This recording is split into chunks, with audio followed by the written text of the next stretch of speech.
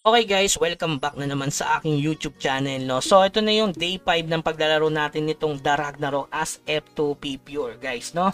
So ngayon pag-uusapan natin ano ba yung next plan ko after nyo mapanood yung part 1 ng ating video. Kung hindi mo pa napapanood, panoorin mo muna yon bago ka dumako dito sa ating part 2 para pag-usapan ano ba yung discarding gagawin ng isang F2P dito. So sa regarding sa build, guys, gaya na sabi ko nga sa inyo, pwede yung gayahin yung nasa ranking. Pero gaya na sabi ko sa inyo, hindi nyo magagaya yung build nito. Katulad nito, pure dex talaga siya. Pure dex beat pang PvP at wala siyang agi. Alam nyo ba at wala siyang agi? Kasi may SS card yan. Possible na meron yung doppelganger card.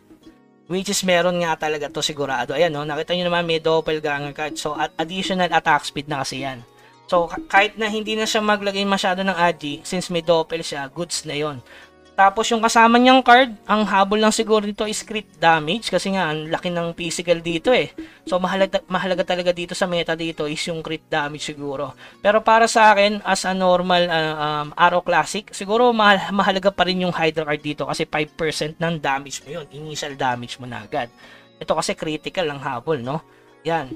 Tapos regarding naman sa accessory, yan, kita nyo naman, epic para mataas yung power score. Pero sa totoo lang, hindi lalakas ang damage mo dito. Mas maganda dito is serum card. Pero dahil naghahabol nga sila ng power score, malamang sa malamang ilalagay nila dyan yung mataas ang bigayan katulad ng S card. Itong ganda, grabe, Dark Priest card agad do. Orc Baby card. So yun, pag tinignan mo to, syempre maiinggit ka dyan, guys. Pero sa atin as F2P, wag yung tingnan masyado yan. Mag-focus kayo sa karakter nyo, mga bossing. So ito, pag-uusapan natin sa headgear. Maganda dito Marduk para maiwasan mo yung silence. Pwede itong cramp card kasi nga meron itong drop na ayun, small Seni bag. Huwag yung tatanggalin yung cramp card, guys, ha. Kasi nga magbibigay sa inyo ng Seni. Ang hirap ng Seni dito, guys. Huwag yung ubusin para ibili ng, yung iba binibili daw ng ano eh, ng tawag doon. Ito, pasana card. Pwede nyo naman bilhin. Nasa sa inyo kung kayong makapag-farm ng 500k daily. Sobrang hirap mag-farm ng Zenny dito, guys, ha. Kung naglaro kayo ng CBT, nagkataon lang na nagbigay sila ng 50M, di ba? Tapos regarding naman sa armor, sa pag archer ka, syempre kunin mo na yung agi. At syempre sa regarding sa attribute naman, gamitin mo lang to kapag halimbawa mag-iiti ka, pag masakit yung water ball, gamit ka ng swordfish, pag masakit yung yung parang soul strike, gamit ka ng battery card. So, malalaman nyo yung mga kontra-kontra, siguro kayo, ratemyserver.net, nandun talaga, no? Halimbawa, dito ako sa plant, ayan, kita nyo naman, level 84. Ito, kinaganda nga pala ng Archer. Pwede magpa-level yan sa high level na range yung kalaban. Ayan, hindi pala range, pag malapit lang ikaw, siya kababanatan. Kaya, dyan lamang ang Archer, mabilis magpa-level, mataas XP niyan, guys, compare dun sa normal, 215 yan, guys. Pero kapag dun ka sa recommendable dito, nasa 170 lang yung XP nyo, tama ba?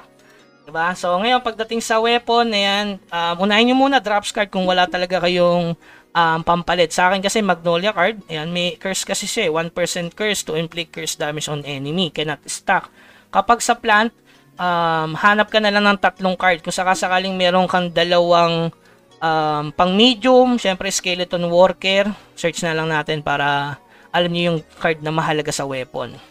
So syempre yung SS card napakahalaga niyan para tumaas yung power score. Pero yung main ang card dito para sa akin, syempre skeleton worker para sa medium. Yan, pwede kang mag-search medium size, ayan. Tapos sa large size naman Minoros. Kung kayo may maghahunt kayo, yan. Halimbawa large monster yung papatay mo, Minoros. Syempre kapag small naman, Desert Wolf. Okay, Desert Wolf. So, ayun yung mga pangunahin. So, magtabi ka na niya kahit tagdadalawa. Kung gusto mo, 4. Tapos, kung magpa-farm ka sa small, lahat ng small monster, goods din. Kasi yung, by specific monster, ba, insect, water, fire, pwede naman. Mag-build ka ng badon. Ito, pang fire, dranilliar, pang water. Kailangan sa huluin nyo rin, yung caramel card. Ito, pang insect, ito kobold leader, pang kobold 10%. Kita nyo man, 10% additional damage to kobold. Malaki yan, guys, yung 10% damage siya kasi nga physical type dito ang archer. So yun, sa garments naman, syempre Raedric, pangkaraniwan Raedric dito. Pero kung wala talaga na lang kayo, Baphomet. Kung makakuha kayo ng pang-agi dito, pwede ring mastering, pang lock. Yun muna yung ilagay nyo dito sa garment. Sa boots naman, pwedeng mater card, yan, mater card. Or Pwedeng Melty Bug card, AG plus 1 yun. At Wild Rose, AG plus 1 yun dito. Tapos sa accessory, syempre wala nang iba, Serum card at Wormtail card. At syempre kung gusto nyo tumaas yung power score nyo, Daya power score. Syempre yung mga epic yung suotin nyo. Iba talaga ang bigay ng epic compare sa mga F card. Kaya yun talaga yung sinusuot nila, mga S card. Kahit alam mo na walang dagdag talaga yun para sa'yo. Okay, so yun lang yung sa card. Ngayon, ang plano natin yung sa album, tapusin nyo. I-hunt nyo yung card dito, guys. Ayan. Katulad ng Mandragora. Nanghihirapan ako kasi kailangan siya sa growing. Ayan, no? Collect a full card album chapter 2 page 1. Para sa akin, hindi lang dapat yan, kundi lahat. Kasi bawat card kasi, guys, may bigay na power score. Halimbawa, hanapin mo yung card na magbibigay sa'yo ng physical. Katulad ng physical de, pwede ito attack speed, oh. Kailangan mo ng Savage Babe card. Yan, oh, attack speed plus 5 para bumilis yung attack mo. So ayan, may mga pwede kang mamili ng card na ito physical plus 12, guys. Yan, physical plus 6 nalagay ko na. So ito physical defense, goods din yan, guys. Ayan, piliin nyo lang yung card na alam nyo magbibigay sa inyo ng kalakasan.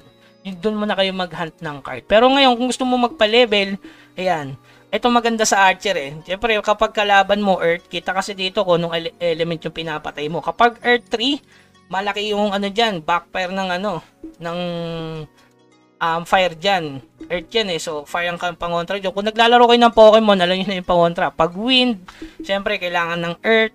Kapag Earth, fire. Kapag water, diba? Pangontra dun is wind. Tapos kapag naman kalaban mo ay fire, gamitin mo water. Okay, pag naglalaro kayong Pokemon, alam niyo yung kakontrahan yan. Kapag Ghost, syempre, immaterial, araw ang kailangan doon. Pwede na siguro silver kasi wala namang immaterial araw dito eh. Mahal siguro yun kapag kinarap yun. So, yun lamang guys, gamitin nyo yung pagiging hunter nyo. Kung hunter kayo, magpa-level kayo sa mataas, basta mabilis yung makill. Baka mamaya kasi yung katumbas ng XP nito, mas mabilis ka makapatay ng dalawang 170. Halimbawa, dito sa recommendable, napapatay mo naman ng mabilisan, diyan ka na lang. Pero dahil ako, naghahunt ako ng card, ito lang yung nakita kong good spot at level 84 pa. Yan, kita nyo naman 215, kaya level 59 na agad tayo. Kasi nga, ahead ako dun sa level na master na pinapatay. Pero hindi ganun siya, kalaki ha. Plus 50 lang ata yung dagdag. Check natin. Ayan. Oh, 215. Punta tayo dun sa recommend nito. Pangmili kasi ito talaga papatayin nyo guys eh. Ito, halimbawa ito. Pare-paro lang naman ng XP yan eh. Patingin natin guys ha. Kung ilan yung XP. 220. Dito, tingin natin. Auto lang tayo dito. Patingin natin. So halos game, mabilis siya guys. So 155 siya oh. O ilang hit lang din no. Halos pareho lang. Mas maganda dito. Pass leveling talaga kaysa dun sa level 84. Pero dahil naghahunt ako ng card, wala kasi siya dito. So, hindi ako pwedeng bumaba ng level kasi wala tayong makukuha XP. So, since walang Mandragora dito, doon papalevel muna dyan. Walang Mandragora guys eh. So, doon tayo sa Mandragora. So, paano siya hahanapin? Punta kayo sa function, explore, tapos encyclopedia, search nyo, capital letter syempre, Mandra. Yan, doon tayo sa, ayan, may mga low level naman, 21, 71, 84. Zombie Cave. Dito tayo kasi dito mas marami sa M-Journey. Matik yan. Pati si Mistress. Hunt na natin. Gusto nyo. Okay. So yan. Auto lang natin. Siyempre yung lang huntin natin. Mandragora. Kasi ito lang naman hindi lumalapit. Yeah. So yun lamang guys. Keep grinding hanggang sa muli. Paalam.